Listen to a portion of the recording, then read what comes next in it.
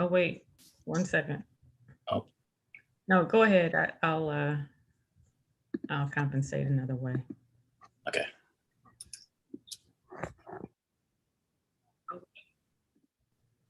Oh, go ahead. Okay, we're ready. Okay, good afternoon and welcome to this special meeting of the Board of Estimate and Apportionment on Friday, August 6, 2021. Ms. Stephanie Green, please call the roll. Mayor Jones, Present. Comptroller Green, Here. President Reed, Here. all present. Great, thank you. Items presented for the first time. Item number 1, request from the Comptroller's Office for approval of contracts and leases for various city departments as listed on Exhibit A. And items presented for the second time. Item number 2, request from the President of the Board of Aldermen for approval of Board Bill number 2, committee substitute as amended. This ordinance authorizes the receipt of and appropriates funds related to the COVID-19 pandemic under the American Rescue Plan Act of 2021, otherwise known as ARPA. I move for adoption of items 1 and 2 as printed on the agenda. I move the second with discussion. Thank you. I would like to amend item number 1 to add the following contract from the Department of Health. You should have received the contract in an email from my office at approximately 11:30. This contract is with Apportionment Healthcare through the St. Louis Department of Health, Communicable Diseases Division, in the amount of $500,000 to perform COVID-19 vaccinations and testing at pop-up clinics throughout the city. This contract is funded out of Fund 1410, Center 1422037, account 5367. Just to give an overview of that contract, we're contracting with entities like Apportionment to expand our capacity to stand up pop-up vaccination clinics throughout the city, partnering with the Urban League, Horizon, the United Way, and Doorways to expand our capacity to disperse rental assistance directly to tenants in a timely fashion, and working with Legal Services of Eastern Missouri, or EHOC, and the Conflict Resolution Center to provide legal and mediation services to individuals on the eviction docket. Second. And moved and properly seconded. Is there any discussion?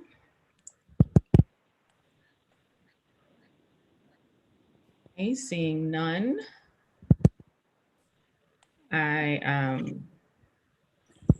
Ms. Green, please call the roll. I'm sorry. Before we move forward, I'd also like to talk a little bit about Board Bill 2 to just briefly review the process that brought us here. Since I took office, I've been pushing for COVID-19 relief for St. Louis families, getting shots in arms, keeping families in their homes, and improving public safety. The $80 million direct relief package, which was a product of community and data-driven processes informed by public input by over 2,500 responses, received overwhelming support at the Board of Aldermen's public hearings. It directs over $15 million to the Department of Health, funds a robust $40 million safety net for families and those at risk of eviction, and invest in youth programming and jobs, $500 direct payments, community violence intervention, public Wi-Fi, and more. The Board of Aldermen took public comment on our plan, and almost every speaker asked them to pass the direct relief package as soon as possible. So I also have to note here that there are substantive disagreements with this proposal, which are neither comprehensive nor innovative, and are designed to meet the needs of developers, not working families, when I'm talking about the economic development piece of this proposal. Federal guidelines clearly provide that the American Rescue Plan Act funds may not be used for economic development. There are some limited exceptions: affordable housing, workforce development, facade improvements, and technical assistance for small businesses and prospective entrepreneurs. But the incentives to subsidize developer construction costs detailed in President Reed's amendment are clearly an ineligible expense. The Biden administration's guiding principle is simple. These dollars are meant for public good, not private profit. We've proposed multiple fixes to the language that would follow US Treasury regulations and actually put more money into more areas of North St. Louis.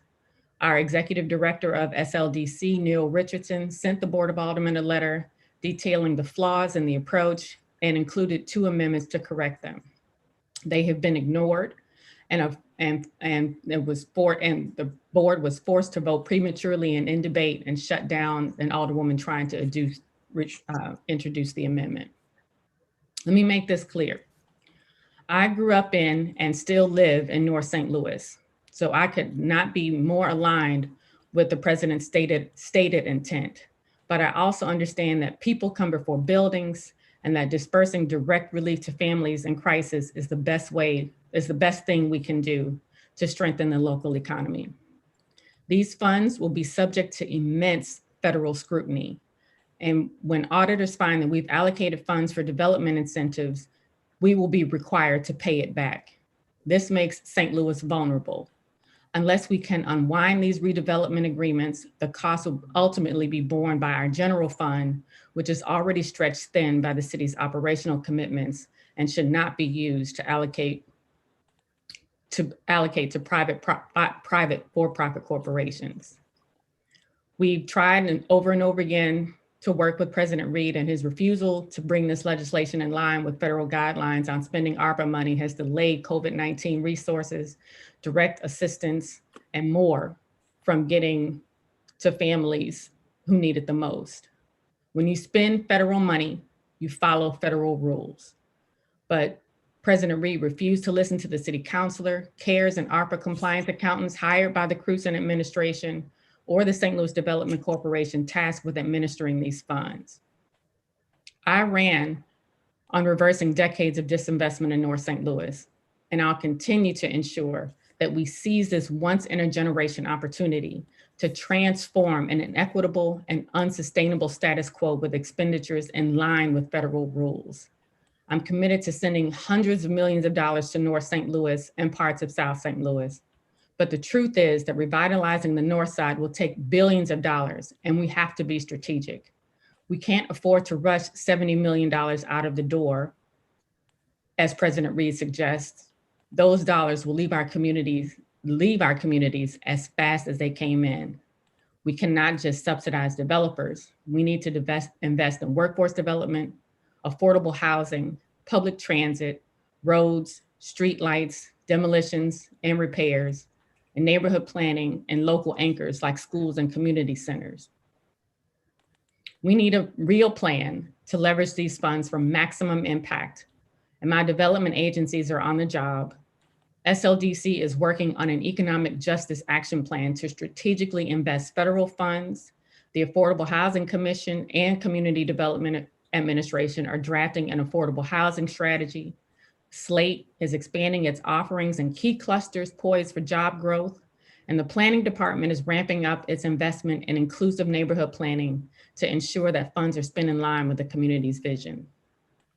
St. Louis is at a crossroads. Deep racial inequities, compounded by an unprecedented pandemic, economic recession, and a wave of violence have pushed families across our city to the brink. We need to make bold investments designed to chart a new course towards justice, equity, and democracy. Just as we intentionally invested in the Central Corridor for the last 50 years, we must use Recovery Act dollars to breathe new life into North St. Louis and parts of South St. Louis.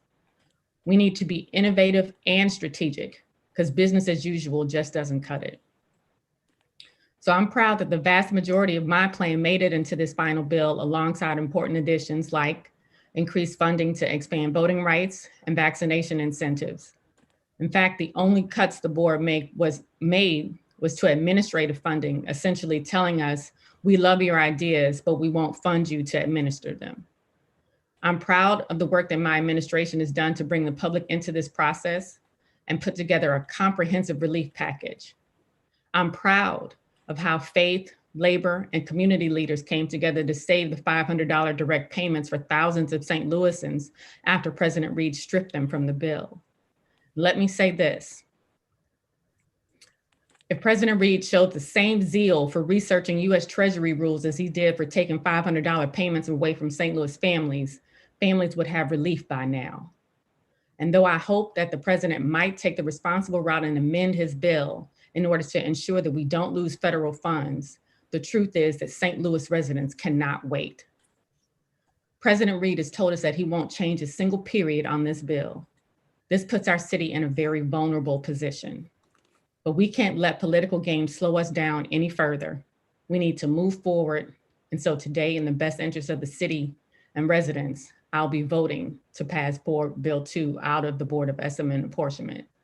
But before we do, I've invited Jim Brown from one of our federal lobbyists to talk more about the economic development provisions of this bill and why it's flawed. Jim? Okay, thank you, Merritt. And it's really a great opportunity to give you an update. And it's good to see you, President Reed and Comptroller Green. And what I'd like to do is just mention economic development on a little broader plane so that you have an idea of what's coming your way, which is very, very exciting. And I'll give you a Treasury update on Rule 2.8 regarding economic development right after that.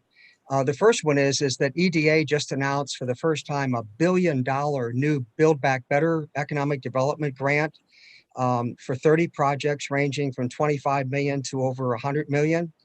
And the city is going to be competing for these funds. They get at the economic development that is referred to in the board bill at the moment that would not be allowed by Treasury. It has many opportunities along those lines.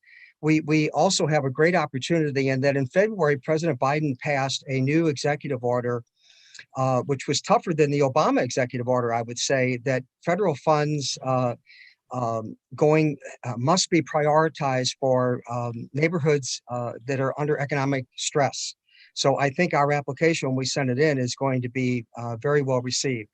The second item is that we are about to see the largest economic development shot in the arm and infrastructure since the Eisenhower Interstate Highway, with the passage tomorrow by the Senate. The latest is they're going to pass it tomorrow finally, and then it'll go to the House, of the infrastructure bill. And that bill is loaded with economic development opportunities that St. Louis will be able to capitalize on. I can run through the details if there's any questions, but from repairing streets, overpasses, getting lead out of the residential pipes, to broadband, on and on and on and on. And these will all provide key things that you've got to do when you're reviving a corridor or a neighborhood. You've got to fix the streets. You have to be able to allow these people to get broadband. You have to make sure they're not drinking lead out of their pipes. So this is all related to economic development. The third thing, quickly, is that we are about to see the largest infrastructure bill in history, from what I can see, involving human infrastructure. And that's the bill you keep hearing about that is going to be taken up by the House and Senate right after, right after the Senate passes the infrastructure bill. Mr. Schumer has announced, Majority Leader Schumer has announced that they're going to go right away to the reconciliation bill, which is just it's kind of an unusual term for meaning that you only need 51 votes to pass a bill. You do not need 60 votes. So this is how the Republicans passed the tax bill 3 years ago and so on.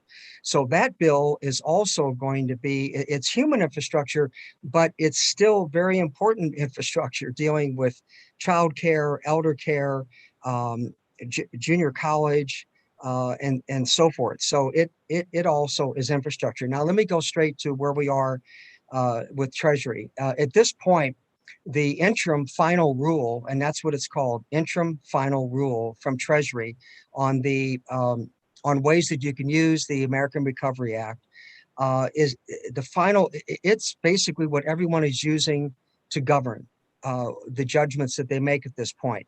There will be a final rule sometime this fall, but cities all over the United States are getting this money out the door right now based on this interim final rule. There is no indication whatsoever that the 2.8, as it's referred to, governing the use of economic development opportunities for these funds is going to be changed.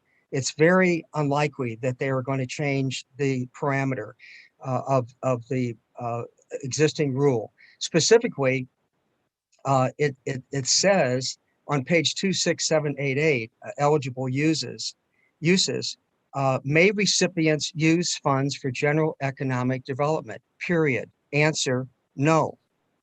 It goes on, recipients must demonstrate that the funding is for economic impact of the COVID-19 related emergency only. And that covers a huge area of all the other things that are in Board Bill 2 and so on. So given these other economic activities that are coming your way, and they're great opportunities, and I think in addition to this 500 million, we will be the beneficiaries of some of this new money coming down the pike. My recommendation would be to President Reed to defer now and take this section 6 out. And here's the thing I'm getting at is that if Treasury should down the road change 2.8 to somehow widen economic development, you are going to have 2 or 3 or 4 more board bills getting all this 500 million out over the next 2 years. So there will be other opportunities to discuss this issue down the road, but I don't think the Treasury is going to change that rule. I would close out by saying that I've been up here for 40 years representing you all. Mayor Jones is my 7th mayor, and I have seen and worked with a lot of federal agencies. And I want to tell you, there's one agency up here you do not want to mess with, and that's Treasury. And there are going to be audits on this bill, excuse me, not on this bill, but there will be audits on the American Recovery Act and this 500 million that we received and the 65 billion that other cities are receiving all across the country. There's going to be audits. They may not be in 21, but they'll be in 22 and 23 and 24. And the one thing the city does not want to trigger is a clawback. And they have made clawbacks many times on different programs in all these different federal agencies. And if they did a clawback through an audit in 3 years, where are you going to find that money? You're going to have to go pull it back from something else or take it out of general revenues. The final thing is that the League of Cities and the Conference of Mayors has been pleading with mayors, and Mayor Jones has been on many of these Zooms with Tom Cochran, the president. Please stay within the Treasury guidelines. The Republicans who fought cities getting direct economic aid, they're just waiting to be able to jump on some city and say, see, they're already abusing the rules that Treasury put out. And you don't want that to happen. It's not what we want. It would be, advisable, I think, to get the rest of the great funds that the mayor and President Reed have proposed in this bill, get that money out on the street where it's desperately needed right now, and see what opportunities we get from these other economic development opportunities that I just outlined in the beginning here. Because this is a lot of money for us to go after. You've got a great economic team in place. We'll be highly competitive. I think we have a good chance of capitalizing on these funds, and I'm happy to take any questions. Are there any questions for Mr. Brown? Absolutely. First, thanks, Madam Mayor, for your opening, and thank you also, Mr. Brown. I have a whole lot of questions. First of which, have you reviewed section 3.8 of the ARPA guidelines? Section what, I'm sorry, President Reed? Looks like your video's frozen. Section 3, I think it's 3.8, or just to make it a little more broad, the section covering lost revenue. Yes, I have. Okay, and do you have that where you can read it? No, I don't, but I can tell you very exactly that that lost revenue would not translate into the economic development that you're proposing. It's, by the way, do you have the board bill in front of you? Well, I have section 6. And what does section 6 say? It says economic empowerment, because you continue to quote economic development, but the board bill is economic empowerment. Right. Do you have that with you? Yes, I do. All right, so I guess my question is, why do you continue to refer to it as economic development when we are talking about economic empowerment? And what would be the difference in giving a small business support in North St. Louis, where that small business would help people who have been displaced by COVID by giving them new job training skills, by working to get them back in the workplace, by helping them, get access to city service, whatever that business would be. How would that not fit the ARPA guidelines, but then it would be okay to give a small business a loan in downtown St. Louis? Well, the way I would answer that is that economic empowerment, to benefit economic empowerment, you do that with many other parts of your bill. Okay, hold on a second. Hold on a second. I asked specifically, why would it be a problem to give funds in North St. Louis in a qualified census tract when those exact kind of funds are being given out in other parts of the city? So if it's against ARPA rules to give economic development funds to people in North St. Louis, it should be against the rules to give the same money to the people in downtown and other parts of the city. It doesn't matter that it doesn't matter that we have other pools of funds that are like funds in other parts of the bill. Because by saying that, you prove my point exactly. No, well, Let me jump in on this, Jim, because you No, no, Mr. Pfeffer, I'm not asking you a question. I'm asking the question from the person who made the presentation. okay, let me reply. First of all, rules that govern other federal funding that we would get are totally different from the rules. What's the difference in giving a small business a loan, giving a small business development funds in a qualified census tract in North St. Louis versus giving that same money to a business in downtown? Well, the way I'm reading section 6 here, you're talking about identifying corridors, several corridors. Yeah, why is that a problem? Well, qualified census you're not going tracts. to develop corridors without involving developers and without. No. Okay. Let me ask you a question. So if indeed you put money outside of those qualified census tracts and you go downtown and give a small business development loan or a small business loan to a business downtown, those funds would be okay, but the funds in North St. Louis in a qualified census tract wouldn't be okay. Right. Let me give you this. Okay, this is straight from the White House fact sheet. This American Rescue Plan money was designed for, 1, support urgent COVID-19 response efforts to continue to decrease the spread of virus and bring the pandemic under control. 2, replace lost public sector revenue to strengthen support for vital public services and help retain jobs. 3, support immediate economic stabilization for households.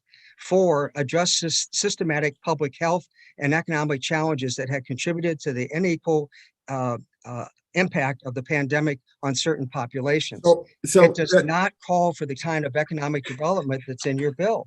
Look, you continue to skip over the fact that the lost revenue section of the ARPA funds give broad powers or broad latitude to municipalities.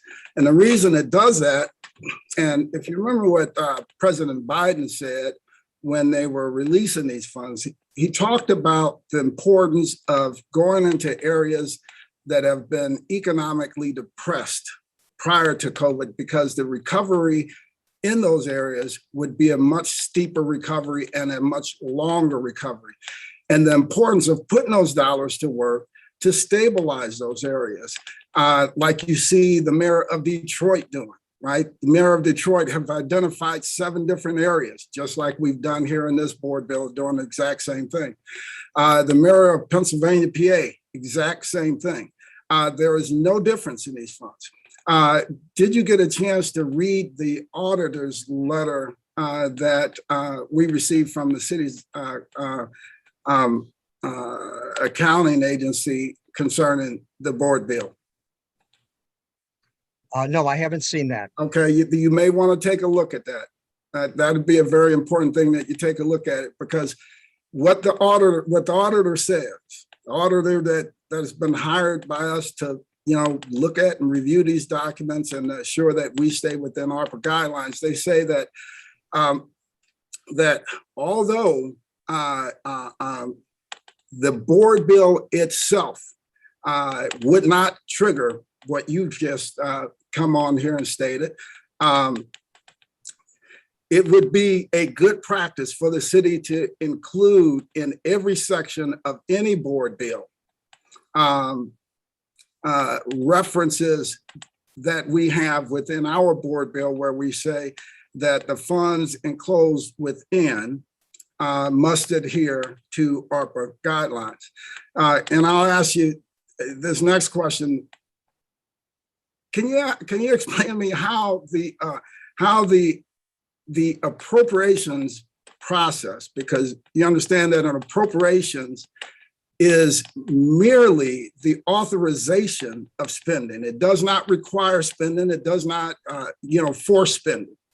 And after the appropriations process, what happens is that the departments and the department heads, through the consulting funds that are put in the bill, working with our accountants, working with our consulting agencies, they formulate the final program that includes, application process, the approval process, reporting, everything that happens centered around that.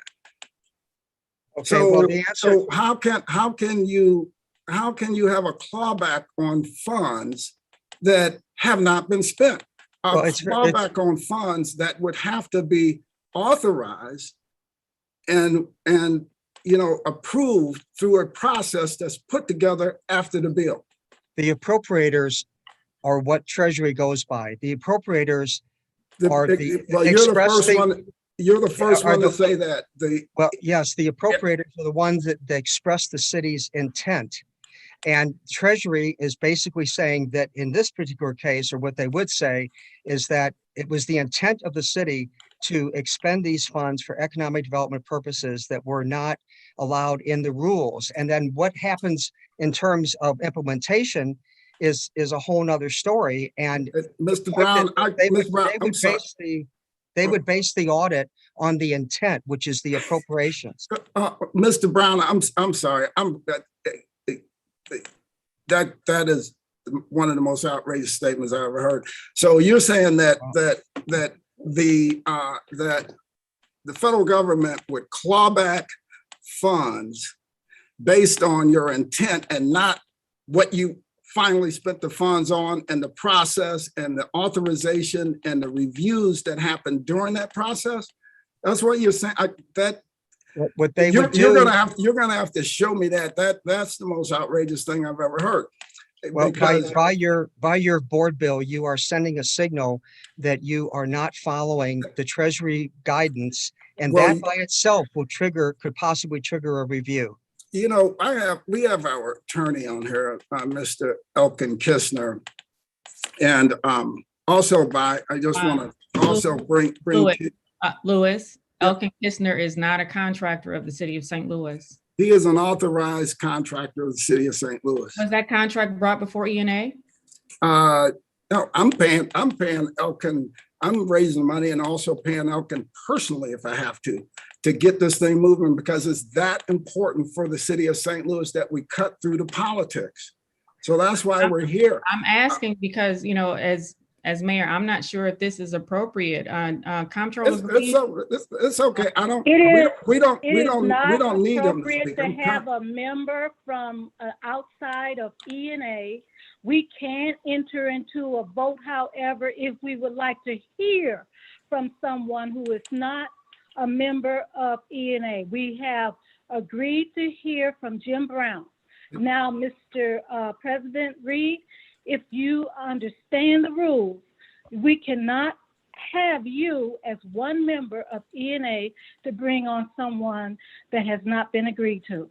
I agree with that. Madam Comptroller, I agree with that assessment. I wish I would have known that there was going to be, that there was an agreement to bring Mr. Jim Brown on. I had no idea until he was just introduced a second ago. So I guess I was the only member of the board of ENA that was left out of those discussions. But I agree, But and I'll honor that. But if you all have any questions of Elkin, he is on the call, and if you decide, you know, collectively you want to hear from him, you can. So I'll just continue my questions to Jim Brown, because Jim is saying some things that we have not heard from the city councilor. We have not heard from any consultant related to this. The National Association of the National Associations of Counties. Have you had an opportunity to take a look at their report? Yes, I have. And the Conference of Mayors and League of Cities are the two organizations that we generally consult with on things like this, but we also have a great deal of respect for the Department of Treasury attorneys and auditors. And when they go to the lengths that they did to produce this rule, most cities are following what Treasury is giving. And we are, and with all due respect, Mr. Brown, we are too. You know, and I also understand that, you know, I also understand that you're in a tough position now with your contract being currently reviewed by the administration, and whether they're going to continue to utilize you moving forward. Here's what I'm happy about.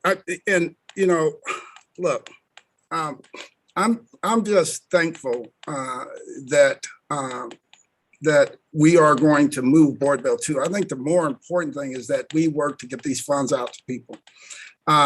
It's obvious that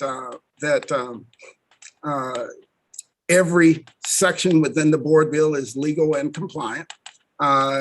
It's clear and should be clear that for anybody who's ever gotten a grant, federal funding, or anything in any kind of manner, and, you know, having been the longest seated president of the Board of Aldermen in the history of the city, and having carried more appropriations bills probably than anybody in the legislative branch in the history of our city. You know, I'm well aware of how these things work. We just did over $140 million under the previous administration, and I know what happens after we pass this. And I have all the confidence in the world in the mayor's office and her administration to assure that when they enter into the agreements with the consultants, that those consultants will assure, just like in the previous administration, that the process for approval, the process for review, and all of the checks and balances and reporting is in place. An appropriations bill does not do that. That's part of what happens after an appropriations bill. You can discuss this with any municipality in the country. An appropriations bill is the authorization. What happens after the authorization And the process you go through after the authorization and the reporting is what's absolutely key. I think it's absolutely essential that we get funding in place for these businesses and residents in the North Side. And again, I repeat, if indeed it's okay to spend money in downtown and Central Corridor and South Side, that same funding should be available to businesses and communities north of Delmar. And again, like I said, I have every confidence that upon the final passage of Board Bill number 2, all of us ultimately will be on the same page. And I'm looking forward to getting to work on the next package because, we got to get this one out of the way so we can get to work on the next package. So, Madam Mayor, Madam Comptroller, I want to just thank you both in advance for working to move this thing. And I also want to thank our attorney, Elkin Kistner, for his findings and also restating the position of the city councilor who said that the bill was a legal bill. And again, this is an appropriations bill. So thanks to everyone for giving me an opportunity to talk. And I look forward to working through this bill and also the next one. Mayor, I would just like to make one summary comment, and I respect President Reed's view. I would just reiterate the fact that it would, in my judgment, it would be very foolish to challenge the U.S. Treasury at this point with their guidance and their rulemaking. And I think that if this stays in this bill, I think we are inviting an audit. And I think we're inviting a possible callback of funds, maybe not in 2021, but in later years. And I would just say one final thing that Madam Mayor, if you will, we're having this discussion. Hold on a second. Madam Mayor, we're having this discussion. I'm with you, but Mr. Brown is not finished talking. It would have been nice to know that Mr. Brown was going to be here today. I mean, I'm the only member of the Board of E&A that had no idea that he was going to be here today. Enough time, President Reed. Can you let Mr. Brown finish so we can get on with this? I will allow him. I will allow him to finish. But go ahead. Thank you. All right. Well, and I'll summarize real quickly. All I can tell you, in addition to what I've already said, is that on numerous Zoom meetings with the Conference of Mayors League of Cities, which we do weekly, these rules come up, and everyone that I know of and the other 600 members of the Conference of Mayors is following the Treasury guidelines to the T, and they are not taking this kind of risk. But I wish you luck with this, and if I can be of any further assistance in answering any questions, I'm happy to do so. Madam Mayor, I have a question since we're going to continue down this line of discussion. Mr. Brown, what is disallowed under lost revenue? I mean, it's only a couple. If you want me to help you, I will. Do you want me to go over the things that are disallowed? President Reed, do you want to vote this bill out, or do you want to? Yes, I want to vote the bill out, but we continue to go back. Comptroller and I are ready whenever you are. All right, let's leave it. I'll issue a statement to Mr. Brown and some of the outrageous claims that were made here today.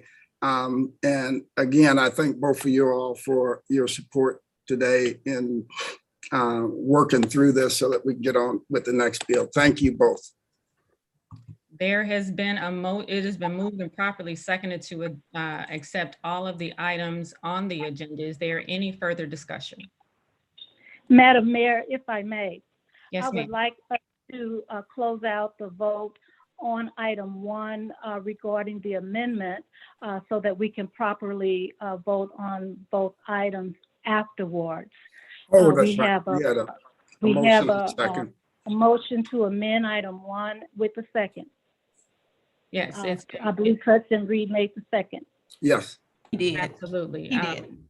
Okay, Ms. Green, will you call the roll for item number 1 as amended? Yes. The motion is to amend item number 1, correct? Yes, ma'am. That is correct. Okay. And Mayor Jones, Aye. Comptroller Green, Aye. President Reed, aye. all in favor for the amendment. Great. And now we are back to the items on the board of items number 1 and 2. Item number 1 as amended and item number 2. Mrs. Green, will you please call the roll? Mayor Jones, Aye. Comptroller Green, Aye. President Reed, Aye. all in favor. All right, thanks both of you. I appreciate it, and I appreciate you guys working to get everything moving, and look forward to working closer on the next board bill 82. I move for adjournment of the Board of ENA. Second, It's been moved and properly seconded. All those in favor say aye. aye. Aye. Motion carries. We are adjourned. Thank you very much, everyone. All right, thank you. Thank you.